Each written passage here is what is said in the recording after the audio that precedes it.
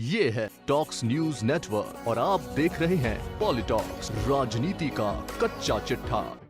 Corona के महासंकट के बाद भी भारतीय जनता पार्टी ने पश्चिम बंगाल में अपनी चुनावी रैलियों को रद्द नहीं किया है, बल्कि अब 500 लोगों की छोटी रैलियां करने की घोषणा की है। जबकि कांग्रेस अध्यक्ष राहुल गांधी ने बंगाल में अपने सभी कार्यक्रम रद्द कर दिए हैं, तो वहीं दूसरी ओर टीएमसी प्रमुख ममता बनर्जी ने भी कोलकाता में कोई चुनावी रैली नहीं करने का फैसला लिया है। तो वहीं वाम दलों ने भी अपनी सभी रैलियां रद्द कर दी है।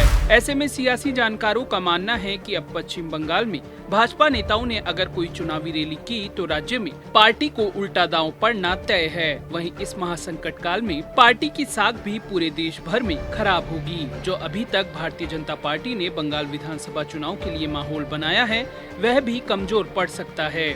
अब हम बात करते हैं राहुल गांधी और टीएमसी की। आमतौर पर देखा गया है कि राहुल गांधी की बातों को भाजपा नेता गंभीरता से नहीं लेते हैं।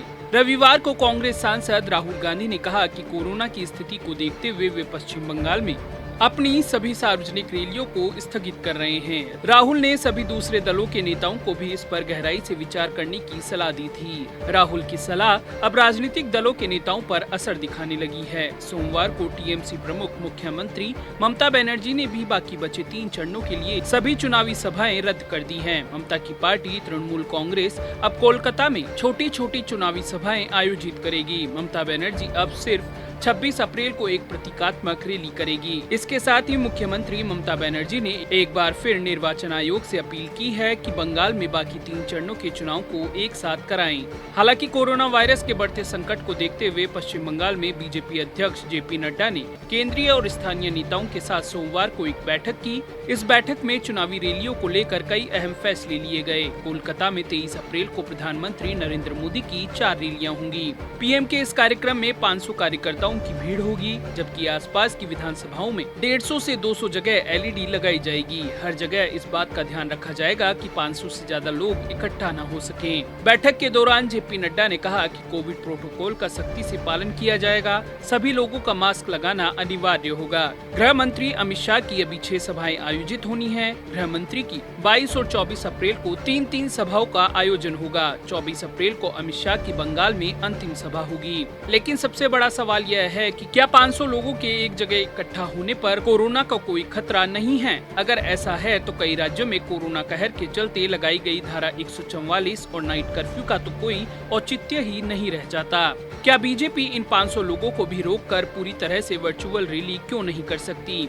वही बंगाल में शेष बचे 3 चरणों के चुनाव एक साथ करवाने के लिए बीजेपी ने कोई पहल क्यों नहीं की? ऐसे ही 150 से 200 जगहों पर लगने वाली एलईडी के लिए भी क्या कोई नियम है कि एक एलईडी को देखने के लिए कितने लोग इकट्ठे हो सकेंगे? ऐसे भी पीएम मोदी और अमित शाह की क्या जिद है कि चुनावी रैलियां करनी ही करनी है, चाहे लोगों की जान जाती है तो जाए। वहीं दूसरी ओर पहले राहुल गांधी और फिर बाद में टीएमसी के ऐलान के बाद वाम दलों के नेताओं ने भी राज्य में कोई भी बड़ी चुनावी जनसभा न करने की घोषणा की है।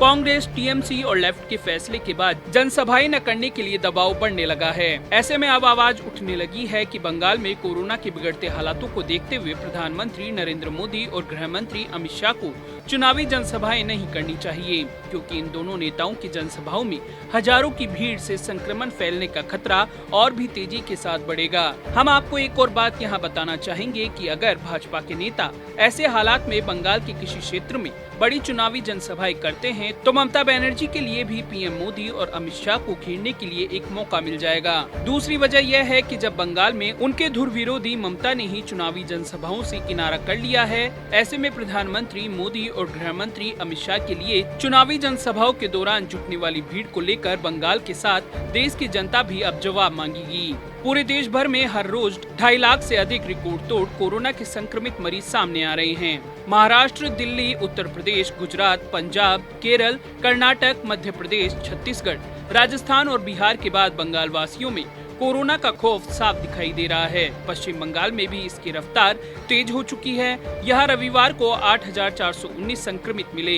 इनमें से अकेले कोलकाता में ही 2,197 मरीज मिले हैं। बंगाल में चुनावी रैलियों में उमड़ने वाली भीड़ को लेकर भी लोग सोशल मीडिया पर सभी राजनीतिक दलों पर तमाम प्रकार की प्रतिक्रियाएं दे रहे हैं। उनकी मांग है कि इन चुनावी सभाओं को तत्काल रद्द कर देना चाहिए। बता दें कि अब राज्य की जनता किसी भी राजनीतिक पार्टियों की चुनावी जनसभाएं नहीं चाहती है, बल्कि इस महामारी से निपटने के लिए केंद्र और ममता सरकार से क्या क्या इंतजाम किए जा रहे हैं ये जानना चाहती है। सही मायने में अब राज्य के लोगों को नेताओं के चुनावी वायदे और घोषणा पसंद नहीं आ रही है। बंगाल की जनता अब अपनी सुरक्षा और अस्पतालों में क्या व्यवस्थाएं हैं इनके बारे में जानना चाहती है। वहीं अब तक टीएमसी और भाजपा के बीच प्रचार के दौरान तमाम मुद्दों पर जुबानी जंग हुई है।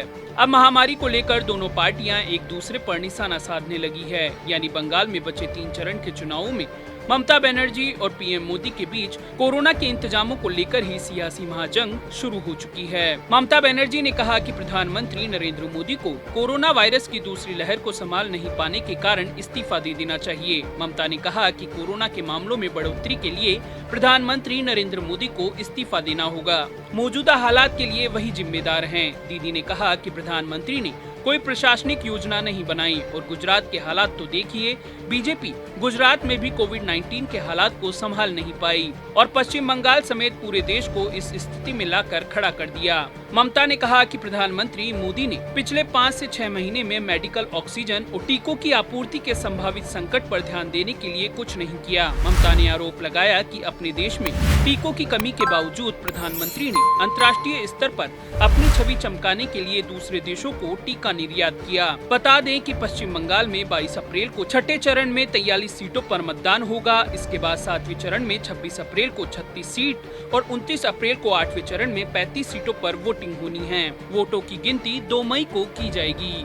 पॉलिटॉक्स ब्यूरो, पश्चिम बंगाल। ये है टॉक्स न्यूज नेटवर्क और आप देख रहे हैं पॉलिटॉक्स, राजनीति का कच्चा चिट्ठा।